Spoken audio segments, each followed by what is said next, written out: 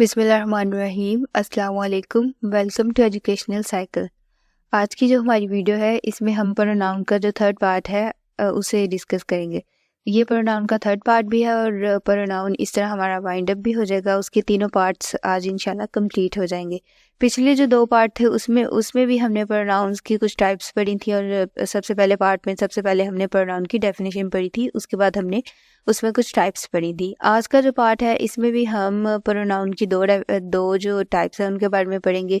एक होगी demonstrative pronoun, एक होगी इंडेफिनेट प्रोनाउन और लास्ट पे हम कंट्रैक्शन के बारे में थोड़ा सा पढ़ेंगे। जैसे हमने अपनी जो पिछली वीडियोस थी उसमें भी कोई एक ऐसी चीज़ हम पढ़ते हैं जिसमें जो कि हमारे उससे रिलेटेड नहीं होती, जैसे कि कंट्रैक्शन प्रोनाउन से रिलेटेड तो नहीं है लेकिन वो एक एक्स्ट्रा चीज़ है जो कि बहुत से बच्चों को उसका नहीं पता होता और अगर वो समझ आते तो फिर थोड़ी आसानी हो जाती है। तो थर्ड पार्ट ऑफ प्रोनाउन में सबसे पहले जो हमारे पास टाइप आ जाती है वो है डिमॉन्स्ट्रेटिव प्रोनाउन। अब इसकी डेफिनेशन क्या है? इसकी डेफिनेशन है a pronoun that points out a particular person और थिंग। एक ऐसा प्रोनाउन जो या तो किसी चीज़ को पॉइंट करता है या तो किसी एक पर्टिकुलर शख्स को या एक पर्टिकुलर जो चीज़ है उसे पॉइंट करता है, उसे हम कहते हैं demonstrative pronoun. This and that are used with one person और thing, these and those are used with more than one person और थिंग। अब इसमें क्या होता है कि अगर हमने किसी एक चीज़ को की तरफ इशारा करना है तो हम यूज़ करेंगे दिस या फिर दैट, और अगर हमने एक से ज़्यादा चीज़ों की तरफ या एक से ज़्यादा लोगों की तरफ इशारा करना है तो हम यूज़ करेंगे दीज एंड दोज। आगे इसकी एग्जांपल्स देख लेते हैं। एग्जांपल्स में अगर हम सिंगुलर में सबसे पहले एग्जांपल देखें तो ये है this is my book, this is my house, और अगर प्लूरल में देखें तो दीज आर माई पेंसिल्स। ये हो गया हमारा दिस और दीज का यूज़। अगर हम सिंगुलर में दैट का यूज़ देखें तो वो है that is my high school, और अगर प्लूरल में हम दोज का यूज़ देखें तो वो है दोज आर माई कजन्स। तो ये हमने सिंगुलर और प्लूरल में हमने डिमॉन्स्ट्रेटिव प्रोनाउंस की एग्जांपल्स देख ली। दिस या फिर जो दैट है वो सिंगुलर चीज़ों को शो करता है और जो प्लूरल है उन्हें दोज या फिर दीज के ज़रिए जाहिर किया जाता है। आगे हम इंडेफिनेट प्रोनाउंस के बारे में पढ़ते हैं कि इंडेफिनेट प्रोनाउंस क्या है। तो इसकी सबसे पहले डेफिनेशन है a pronoun that does not refer to a specific person और थिंग। अब ऐसा प्रोनाउन जो कि किसी एक स्पेसिफिक पर्सन या थिंग को ये जाहिर नहीं करेगा। डिमॉन्स्ट्रेटिव प्रोनाउन और इसमें क्या फ़र्क है? डिमॉन्स्ट्रेटिव प्रोनाउन में हमने स्पेसिफिक चीज़ों की तरफ स्पेसिफिक पर्सन या फिर न किसी चीज़ की तरफ इशारा करना था, लेकिन इंडेफिनेट जो प्रोनाउन है ये किसी स्पेसिफिक की तरफ इशारा नहीं करेगा, ना किसी स्पेसिफिक शख्स की तरफ और ना ही किसी स्पेसिफिक चीज़ की तरफ। इसमें जो भी होगा हमें उसका पता नहीं होगा। जैसे कि एग्जांपल्स में अगर सिंगुलर में हम देख लें another, anybody, anyone, anything, each other, either, everybody, everyone, everything. अब इसमें आपने देखा कि ये जो एग्जांपल्स है, अब हम अगर कहते हैं कि अनदर का यूज़ करते हैं या एनीबडी का कह सकते हैं तो वो एक ग्रुप में से कोई भी शख्स हो सकता है।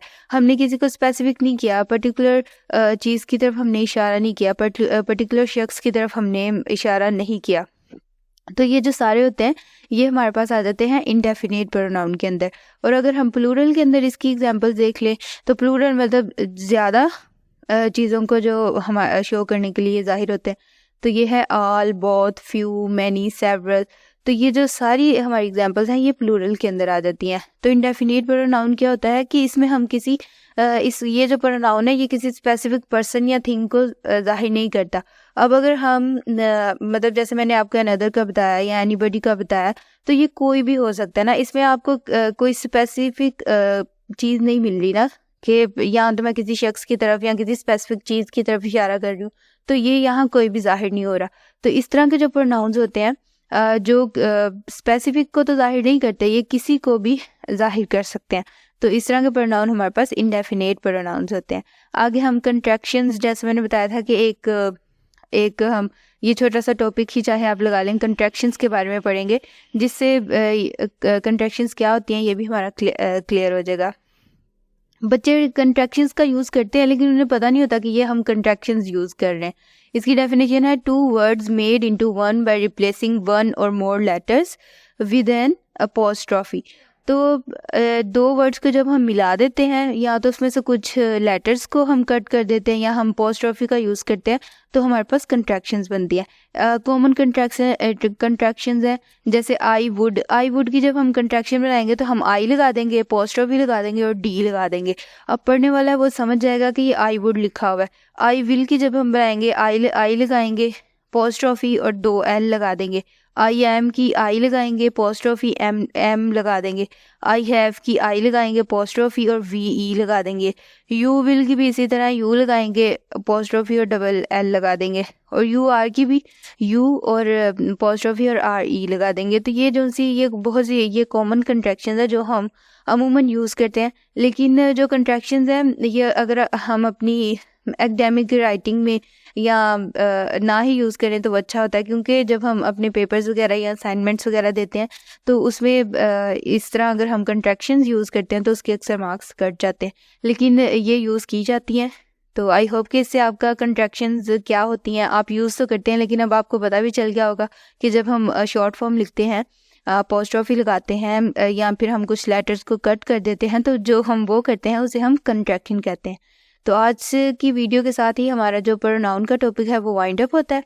तो आज हमने डिमॉन्स्ट्रेटिव प्रोनाउन के बारे में पढ़ा, इंडेफिनिट प्रोनाउन के बारे में पढ़ा और एट द एंड हमने कंट्रैक्शंस के बारे में पढ़ा। तो आई होप कि आपको इसकी समझ आई होगी। Thank you.